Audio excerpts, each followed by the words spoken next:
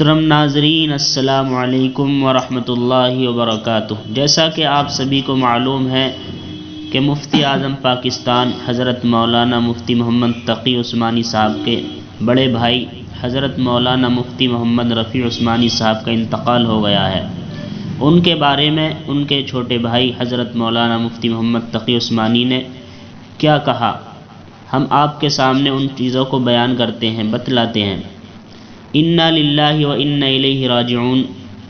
میرے بڑے مشفق بھائی اور عالم اسلام کی عظیم شخصیت، پیکر علم و عمل، مفتی اعظم حضرت مولانا مفتی محمد رفیع عثمانی رحمۃ اللہ تعالی علیہ رحلت فرما گئے۔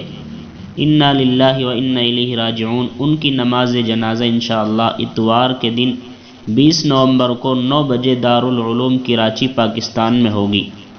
اور انہوں نے مزید یہ کہا کہ وہ مجھ سے ہر حیثیت سے بڑے تھے، لیکن طالب علمی سے لے کر آج تک زندگی کے ہر مرحلے میں ہمارا 75 سالہ ساتھ چھوٹ گیا۔ اظہار جذبات کے لیے میرے پاس الفاظ نہیں۔